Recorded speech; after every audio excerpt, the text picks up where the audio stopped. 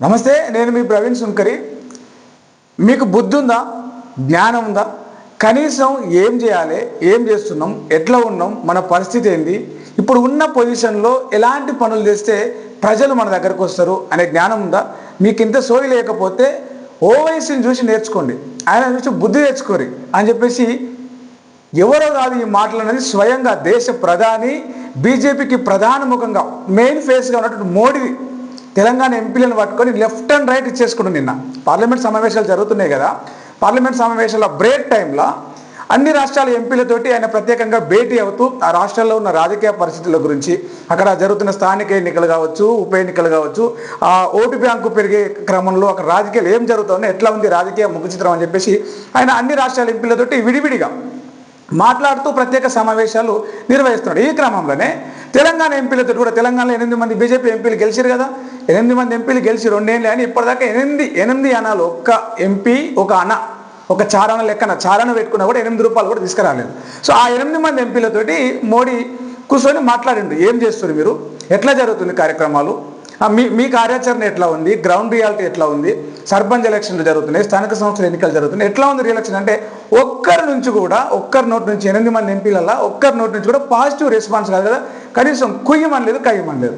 ఎందుకంటే ఈడ ఉన్న బీజేపీ ఎంపీలు కావచ్చు, ఎమ్మెల్యేలు కావచ్చు, అందరూ కూడా తెలంగాణ రాష్ట్ర ముఖ్యమంత్రి కాంగ్రెస్ పార్టీకి ప్రధాన ఫేస్ కాబట్టి సీఎం రేవంత్ రెడ్డికి దోస్తాన్ని చేస్తున్నారు.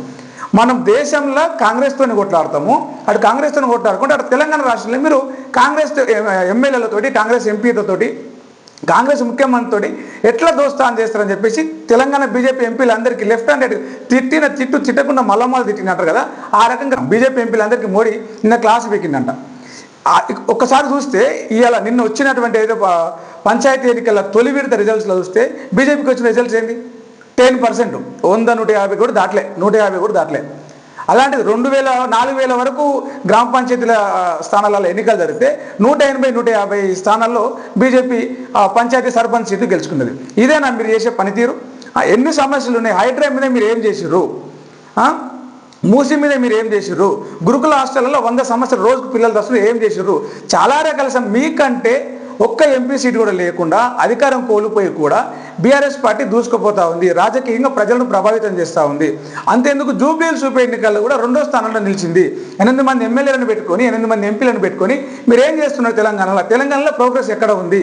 రేపు హైదరాబాద్లో జరగబోయే జిహెచ్ఎంసీ ఎన్నికల్లో జరగబోయేటువంటి ఆ ఎన్నికల్లో మీరు ఎలాంటి ఫలితం తీసుకొస్తారు? రాజాసింగ్ ఇంపాక్ట్ ఎట్లా? ఇవన్నిటి గురించి మాట్లాడుతూ ఆయన అడిగిన ప్రశ్నలకు ఒక్క ఎంపీ అంటే ఒక్క ఎంపీ ఈడ మైక్ ఇస్తే చాలు, రఘునందన్ రావు గంటల తరబడి మాట్లాడతారు. ఇక బండి సంజయ్ అంటే ఇవాళ ఏ వారం, రేపే వారం, ఎల్లుండే వారం, అవతల ఎల్లుండే వారం, సోమవారం, మంగళవారం, ఏ వారం ఏ దేవునికి ముక్తమని నోరు గుక్క తిప్పుకోకుండా చెప్తాడు.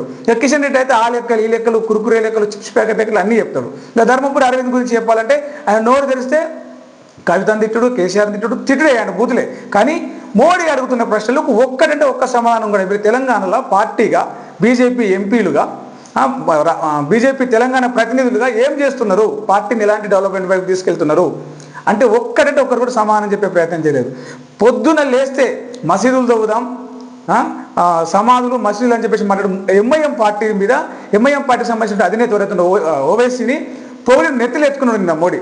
అంటే ఓవైసీ చేస్తున్న పని కూడా మీరు చేస్తలేరు. అసదుద్దీన్ ఓవైసీ ఎంఐఎం పార్టీ నేతలు చేస్తున్న పని కూడా మీరు చేస్తలేరు.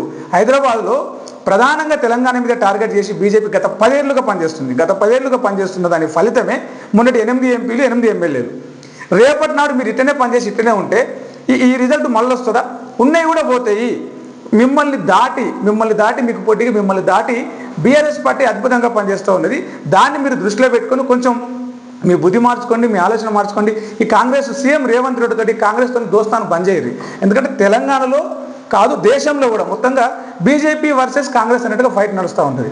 అట్లాంటి పరిస్థితుల్లో మీరు కాంగ్రెస్ ఎంపీలతోటి, కాంగ్రెస్ ఎమ్మెల్యేలతోటి, కాంగ్రెస్ ముఖ్యమంత్రితో దోస్తాను చేసి ప్రభుత్వాన్ని ఏమనకుండా కాంగ్రెస్ ప్రభుత్వంతో ఎట్లా మీరు స్నేహపూర్వక వాతావరణాన్ని క్రియేట్ చేస్తూ ఉన్నారు రాష్ట్రంలో? అది ఓటర్లకు వచ్చేసరికి, ఓట్లుగా మారేసరికి అది బీజేపీకి నెగిటివ్ అవుతుందని చెప్పేసి గట్టిగా క్లాస్ వీకిండు. మరి ఇప్పటికైనా బీజేపీ ఎంపీలు, ఎమ్మెల్యేలు రాష్ట్ర ప్రభుత్వం మీద కొట్లాడతారా? రాష్ట్రంలోని సమస్యల మీద ప్రభుత్వాన్ని ప్రశ్నిస్తారా? అసెంబ్లీలో వాళ్ళ గొంతులు ఇప్పుతారా? ఇప్పటిదాకా పార్లమెంట్లో తెలంగాణకు మాకు ఈ రూపాయి కావాలి, మాకు ఈ 10 రూపాయలు కావాలి, ఈ సమస్య ఉన్నది, ఈ ప్రాజెక్టుకు జాతీయ హోదా కావాలి, ఆంధ్రప్రదేశ్ మా నీళ్ళు ఎత్తుకుపోతా ఉన్నది, ఆ నీళ్ళ గురించి మీరు ఏమైనా పట్టించుకోరు అని ఒక్కనాడు ఒక్కరు కూడా మాట్లాడిన ఇది లేదు. ఏమనంటే పాస్ అంటాడు బండి సంజయ్. రాష్ట్ర మాజీ అధ్యక్షునిగా పనిచేసి కేంద్ర మంత్రిగా ఉండి ఆయన పాస్ అంటాడు. చిన్న చిన్న విషయాలకు 10వ తరగతి పిల్లల ఎగ్జామ్ ఫీజు కట్టమంటే కడతాడు, కానీ తెలంగాణ రాష్ట్రంలో నీళ్ళు ఎత్తుకుపోతుందని దాని గురించి మాట్లాడమంటే నాకు తెలియదు అన్నట్టు మాట్లాడతారు ఆయన. సో ఇట్లాంటివన్నిటి మీద మీరు దృష్టి పెట్టండి. తెలంగాణ సమస్యల మీద, తెలంగాణలో ఉన్న రాజకీయాలను ప్రభావితం చేసేలాగా మీ కార్యాచరణ ఇది చేసుకోవాలని చెప్పేసి మోడీ గట్టి క్లాస్ పెట్టిన మరి చూద్దాం. ఇప్పటికైనా రాష్ట్ర ప్రభుత్వం మీద తెలంగాణ బీజేపీ ఎంపీలు కొట్లాడతారా, మాట్లాడతారా, లేకపోతే నువ్వు తిట్టు, నువ్వు వాడిందే వాడు, మేము ఆడిందే ఆడతాం, ఒర్రొరి నువ్వు వండుకు తినే మేము పోతాం అన్నట్టు మళ్ళీ సీఎం రేవంత్ రెడ్డి తోటి రాసుకొని పూసుకొని దోస్తాన్ని చేస్తారా చూద్దాం. బీజేపీ ఎంపీలలో, బీజేపీ నాయకుల్లో మార్పు వస్తుందా కాదా? నేను మీ ప్రవీణ్ సుంకరి. ఈ వీడియో ఎట్లుంది, నచ్చిందా నచ్చలేదా, ఏదున్నా మీకు కామెంట్ చేయండి. సబ్స్క్రైబ్ చేసుకోవడం మర్చిపోకండి, ఎందుకంటే ఇది మన ఛానల్. ఇలాంటి చాలా టాపిక్స్ మనం మాట్లాడుకోవచ్చు ముందు. Thank you. నేను మీ ప్రవీణ్ సుంకరి.